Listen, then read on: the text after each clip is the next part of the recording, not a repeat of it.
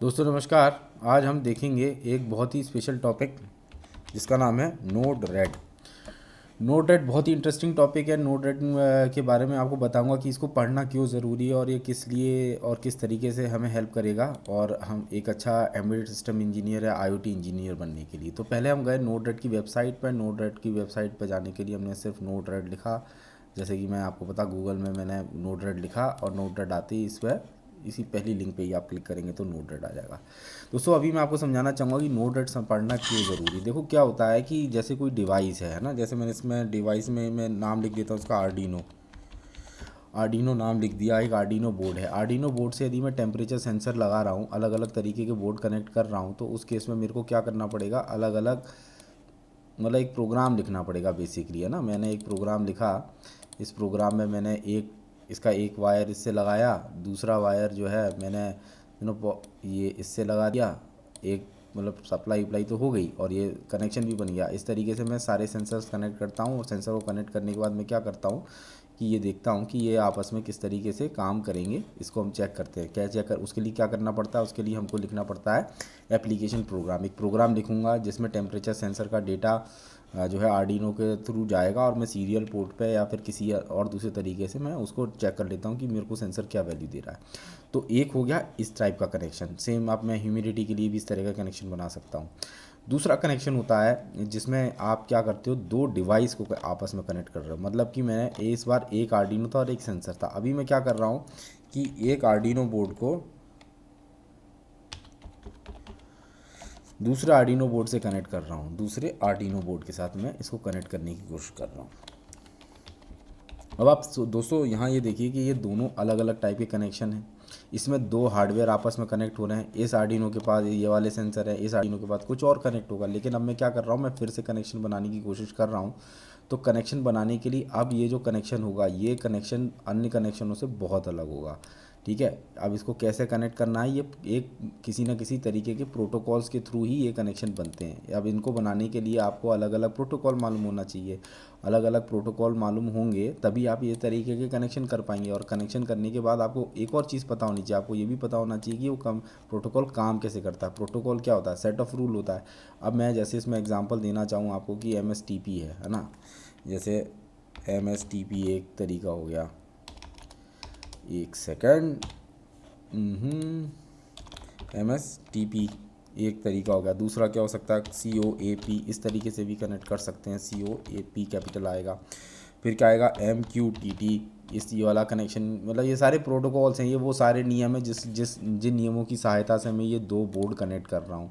ये single wire दिखाना इसमें इस केस में सही नहीं होगा। इसके लिए यदि मेरे को बताना पड़ेगा तो मुझे सिलेक्ट करना होगा स्पेशल। यस, ये अब ये है इसका तरीका। अब ये दोनों आपस में कम्युनिकेट कर रहे हैं और इसमें बीच में वायरिंग है। वायरिंग उतनी ज़रूरी नहीं है जितना ये समझना है कि वो कौन सा नियम है जिस नियम को फॉलो करके ये आपस में कनेक्ट हो रहे हैं। तो इसलिए अब मैं अलग अलग बहुत सारे प्रोटोकॉल के नाम दे सकता हूँ। अब ये प्रोटोकॉल, अब इन दो डिवाइस को आपस में इंटरफेस या इंटरकनेक्ट करने के लिए जो प्रोग्रामिंग करनी होती है, वो प्रोग्रामिंग में आपको हेल्प कौन करता है, नोड रेड हेल्प करता है। नोड रेड का आप जैसे मैं इसको वीडियो को एनलार्ज करके मतलब दिखा सकता हूँ। एक बार मैं आपको बताना चाहूँगा नोड रेड में होता क्या है। इंस्टॉलेशन, अभी इस वीडियो का मेन इम्फेसिस क्या है कि हम ये देखें कि आखिर ये काम कैसे करता है और इसकी खूबी क्या है। तो आप देखोगे नोड रेड में जब ये अलग अलग तरीके के इनने बताए हैं कनेक्शन हो रहे हैं और कनेक्शन प्रोग्रामिंग हो रही है, लेकिन कैसे, ड्रैग एंड ड्रॉप के फॉर्म में। ये पिक्टोरियल रिप्रेजेंटेशन है, पिक्टोरियल फॉर्म में कनेक्शन बनते हैं और आप यहीं पे उसको डिप्लॉय करते हो और यहीं पे उसको टेस्ट करते हो। तो ये बहुत ही अच्छा तरीका है सीखने का, समझने का। आईओटी के केस में क्या होता है कि आपको सर्वर को एक्सेस करना पड़ता है, क्लाउड को एक्सेस करना है, क्लाउड पर कभी कभी इन्फॉर्मेशन भेजनी पड़ती है ना। सब चीज़ें ऑटोमेट होनी चाहिए, कनेक्शन बनने चाहिए प्रॉपर। तो वो सब करने के लिए आप इस नोड रेड को यूज़ करते हैं। तो दोस्तों नोड रेड को के बारे की वेबसाइट है। वेबसाइट में बहुत सारी इन्फॉर्मेशन है, इसमें बताया गया है कि किस तरीके से आप कर सकते हैं, कैसे कर सकते हैं। बहुत सारी जानकारी यहाँ मिल जाती है। अभी इसी वेबसाइट को थोड़ा सा एक्सप्लोर करेंगे तो इसमें आपको थोड़ी सी जानकारी, अबाउट में जाएंगे तो आपको मालूम पड़ेगा कि फ्लो बेस्ड प्रोग्रामिंग लैंग्वेज है, रन टाइम एडिटर, मतलब बहुत हिस्ट्री क्या है, कैसे काम करती है, ये सारी चीज़ें बताएंगे। इंपॉर्टेंट चीज़ क्या है कि आप इससे रिलेटेड बहुत सारे न्यूज़ हैं जो ब्लॉग्स में अवेलेबल हैं, आप ब्लॉग्स देखेंगे आपको बहुत सारी नई नई इन्फॉर्मेशन इसके बारे में मालूम पड़ती रहेगी। डॉक्यूमेंटेशन का बहुत ज़्यादा स्ट्रॉन्ग है, डॉक्यूमेंटेशन में ज़्यादा इम्फेसाइज करना चाहूँगा। आप देख सकते हैं कि आप इसको कैसे गेटिंग स्टार्टेड की पूरे पूरे इंफॉर्मेशन अवेलेबल है। आप इसको लोकली भी चला सकते हैं, हार्डवेयर पे भी चला सकते हैं और क्लाउड पे भी चला सकते हैं। हम जो इम्फेसाइज करेंगे वो हम लोकल रन पे और क्लाउड बेस पे करेंगे, ठीक है। देखेंगे IBM cloud, AWS, Amazon web server या माइक्रोसॉफ्ट अजूर किसको यूज़ करना है ना, वो समय आएगा तब देखेंगे। अभी हम लोकली से चालू करेंगे। लोकली रन करने के लिए मेरे को सबसे पहले मैंने लोकली पे क्लिक किया। अब मेरे पास अभी कुछ इंस्टॉल नहीं है और बहुत सिंपल प्रोसेस है, बस थोड़ा सा आपको ध्यान रखना है। अब ये बोलता है कि यदि आपको मेरे को मालूम है ये आइकॉन जो है ये रास्पबेरी पाई बोर्ड का है, ये उबुंटू का है और ये डेबियन का है। तो मैं समझ गया कि इसमें ये जो इन्होंने लिखा है वो यही लिखा है। यदि आपको इन तीनों पे चलाना है तो आप यहाँ पे क्लिक करो, ठीक है। दूसरा वाला बोलता है कि आपको रेड हैट फेडोरा है RPM पैकेज में चलाना है तो आप यहाँ पे क्लिक करो। और जैसे मैं यहाँ पे एक बार क्लिक करके बता देता हूँ तो ये आपको यहाँ पे जो नए इंस्ट्रक्शंस खुलेंगे वो वही सारे इंस्ट्रक्शंस खुलेंगे जो ये बताएगा कि क्या क्या आप इंस्टॉल करेंगे, कैसे कैसे इंस्टॉल करेंगे, ये सारा पूरा प्रोसेस इनने बता इसको डाउनलोड करो, इसको इंस्टॉल करो, काम ख़त्म। लेकिन मैं चला रहा हूँ विंडोज़ पे। विंडोज़ ज़्यादातर कम लोगों पे मिलता है तो मैं आपको विंडोज़ की इंस्टॉलेशन की प्रक्रिया बता रहा हूँ जो थोड़ी सी कॉम्प्लिकेटेड होती है। उबुंटू पे और लाइनक्स पे ये बहुत इजीली इंस्टॉल हो जाता है, लोगों को इसके बारे में पता नहीं रहता, इसलिए मैं विंडोज़ पे आके ये चीज़ बता रहा हूँ। तो दोस्तों इसमें लिखा हुआ है कि आपके पास विंडोज़ एनवायरनमेंट है, आप इसको यूज़ कर सकते हैं, अलग अलग सारी इन्फॉर्मेशन लिखी हुई है। अभी मैं आपको बताना चाहूँगा कि यदि आपको ये इंस्टॉल करना है तो आपके पास इंस्टॉल होना चाहिए Node.js JavaScript run time build, मतलब ये पैकेज है, ये cross platform open source environment होता है जो हमारे पास होना चाहिए फॉर वेब ब्राउज़र। क्योंकि जो नोड रेड जो हमने देखा था वीडियो में भी चलते हुए तो वो ब्राउज़र पे ही, क्रोम पे ही मैं इसको लोकली रन करूँगा।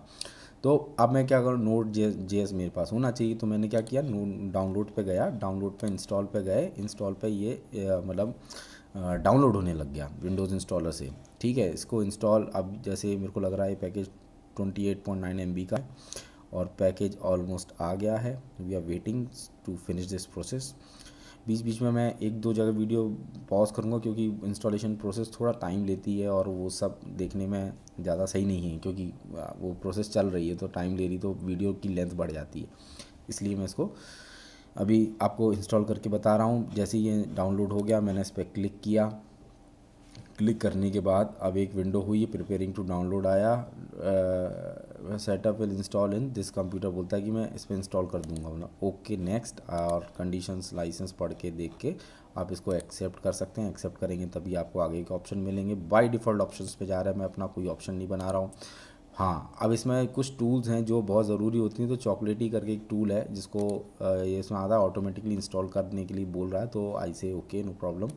हमने इंस्टॉल नेक्स्ट किया, नेक्स्ट के बाद इंस्टॉल किया। अब ये जो है प्रोसेस चालू हुई, इसमें आया कि पूछ रहा है कि चेंज करेगा डिवाइस पे, आई से ओके नो प्रॉब्लम। जैसे ही मैंने ये किया तो ये इंस्टॉलेशन अब जैसे ये चालू हो गई है प्रोसेस। अब आप देखेंगे कि ये प्रोसेस चल रही है।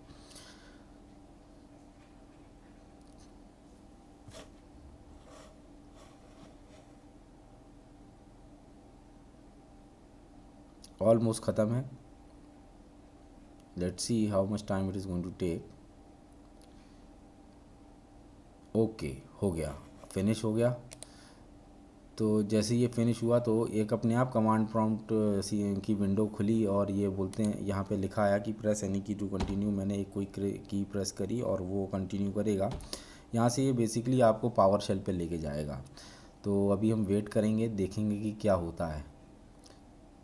तो अपने आप एक विंडो पॉपअप होनी चाहिए, पावर शेल की विंडो का नोटिस आ गया, मैंने इसको ओके करा, अब ये पॉपअप हो गई। और अब यहाँ से जो मेजर इंस्टॉलेशन है चॉकलेटी के, पाइथन के, यदि आपके पास पाइथन है तो ठीक है, नहीं है तो यहाँ पे ये सारी चीज़ें चलेंगी। तो ये हम इंस्टॉल कर रहे हैं, देख रहे हैं, इसमें टाइम लगेगा। तो अभी कुछ समय तक तो मैं इसको कंटिन्यू रखूँगा, उसके बाद मैं वीडियो को बंद या पॉज करूँगा और फिर दोबारा से चालू करूँगा। पाइथन इज़ नॉट इंस्टॉल्ड, अभी पाइथन इंस्टॉल कर रहा है। तो आप यदि देखेंगे तो आपका पढ़ते पढ़ते भी समझ में आ जाता है कि ये क्या इंस्टॉल करने वाला है और क्या होगा क्या नहीं होगा। ओके, पाइथन डाउनलोड हो गया, अब इंस्टॉलिंग की प्रोसेस चालू होगी। 100% प्रोग्रेस, और जो पैकेजेस है वो सारे डाउनलोड कर रहा है।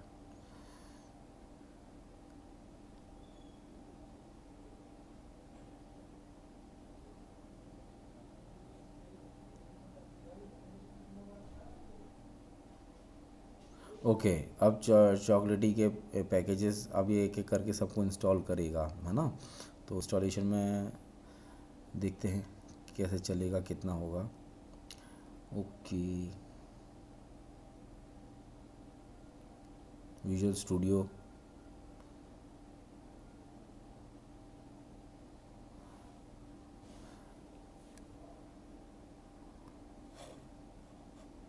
दोस्तों ये प्रोसेस बहुत समय से चल रही है, अभी 5 मिनट 7 मिनट के आसपास हो गया है और अभी इसने सब कुछ ऑलमोस्ट इंस्टॉल कर दिया है। विजुअल स्टूडियो मेरे पास था नहीं, तो अब ये विजुअल स्टूडियो इंस्टॉल करेगा। और ये मतलब आप ये मान के चलिए कि यही सबसे ज़्यादा टाइम टेकिंग स्टेप है। इसके बाद तो पावर जैसे अपने आप ही पावर शेल को हम बंद कर देंगे और फिर हम आगे की प्रोसेस जो कि नोड रेड को इंस्टॉल करने की है वो करेंगे। आप बस इसमें ध्यान देने वाली बात ये है कि जब ये प्रोसेस चलेगी तो किसी भी तरह से आप इसको इंटरप्ट मत करो। इंटरप्ट करने से या यदि ये रुक जाता है तो उससे फिर प्रॉब्लम्स और ज़्यादा आएंगी।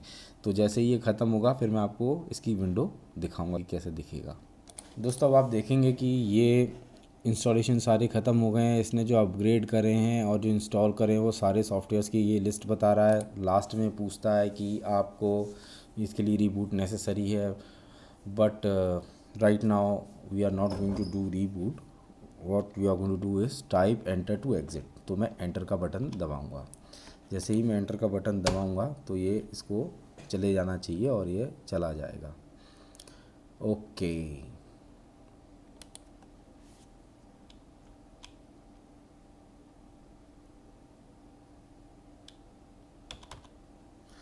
ठीक है, अब ये चला गया। अब हम क्या करेंगे, अब हम जाएंगे नोड जेएस पे। अब नोड जेएस को इंस्टॉल करना था। आपको याद है हम कहाँ गए थे, नोड जेएस में गए थे, डॉक्यूमेंटेशन में गए थे, उसके बाद गेटिंग स्टार्टेड में गए थे। जब और हमने देखा हमको लोकली सा इसको इंस्टॉल करना था, इसलिए लोकल पे गए थे। और हमने देखा था कि हमारे पास उबुंटू में नहीं डालना, फेडोरा में डालना, हमें विंडोज़ के लिए चाहिए था, तो हम यहाँ पे गए थे। अब ये बोलता है कि आपको इंस्टॉल करने का ये प्रोसेस है, नोड जेएस हमको करना ही था। अब मैं क्या करूँगा, CMD लिखेंगे, यहाँ पे कमांड प्रॉम्प्ट खुलेगा। कमांड प्रॉम्प्ट खुलने के बाद अब ये बोलते हैं कि आपको पावर शेल यूज़ कर रहे हो तो ये वाली कमांड डालो, और यदि आप CMD यूज़ कर रहे हो तो आप इसको कॉपी करके इसको पेस्ट कर दो। तो ये क्या बोलेगा, ये बेसिकली ये कमांड क्या है, ये बोलती है कि आपके पास नोड जेएस का कौन सा वर्जन है और NPM का कौन सा वर्जन है। NPM का वर्जन क्यों ज़रूरी है ये मैं अब अभी आपको 1 सेकंड में बताता हूँ। तो मैंने इसको नोड वर्जन ये करके डाला और इसको एंटर किया, तो अब क्या आना चाहिए, नोड जेएस के दोनों वर्जन्स आ जाने चाहिए। Okay, let's see.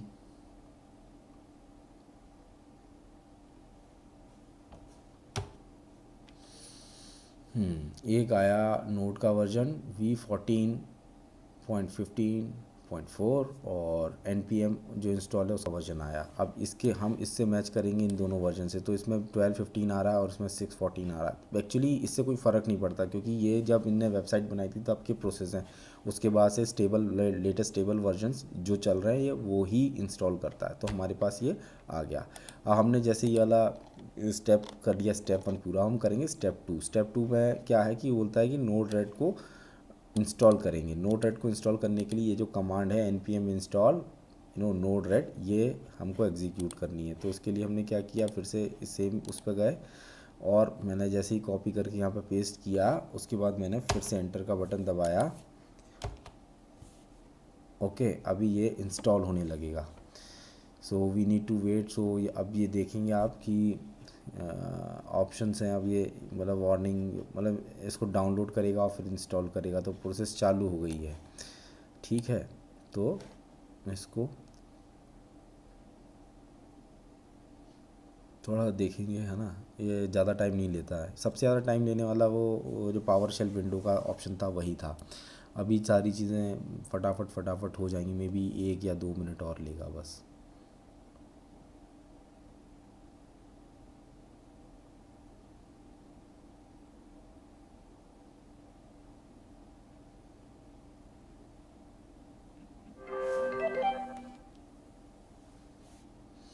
Okay,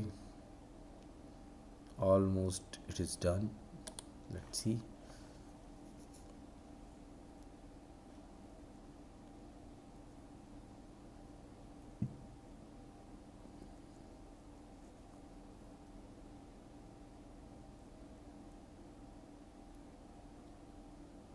okay, ये सारे इसने बाय डिफ़ॉल्ट जो एग्जांपल्स हैं वो इंस्टॉल कर दिए हैं, लोकेशंस भी आ गई हैं। और अब हम देखेंगे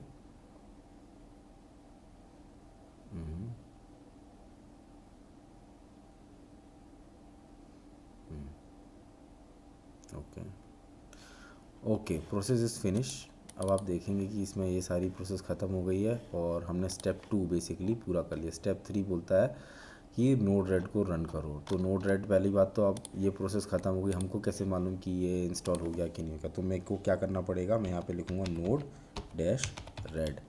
जैसे ही मैं लिखता हूँ और कुछ आता है इस विंडो में, यदि चालू है तो आ जाना चाहिए। ओके, नोड रेड का वर्जन आ गया, जेएस का वर्जन आ गया। अब ये सारे वर्जन अपलोड करेगा जो भी इसके पास है। उसके बाद इसने बोला कि यदि हाँ, नोड रेड का सर्वर अप हो चुका है और अब आप इसको यूज़ कर सकते हैं। कैसे यूज़ करेंगे? अब इसका कोई, अब आप सवाल ये होता है कि इसका कोई सॉफ्टवेयर कहाँ है, कौन से सॉफ्टवेयर से ये चलेगा? तो इसमें ऑलरेडी सॉफ्टवेयर ऑलरेडी इंस्टॉल हो चुका है। अब आपको कोई आईडी यूज़ करने की जगह आप क्रोम को यूज़ करेंगे। क्रोम पे ये चलाएंगे। कैसे चलाएंगे? ये वाली जो यूआरएल है, ये यूआरएल को हम यूज़ करेंगे। ये HTTP:127.0.0.1.1880। तो ये 1880 पोर्ट हो गया। 127 ये इसका लोकल सर्वर पे आ गया। तो मैं ये लिखता हूँ यहाँ पे और फिर देखते हैं क्या होता है।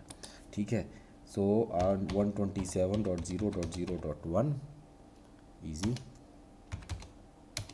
और साथ में लिखेंगे 1880।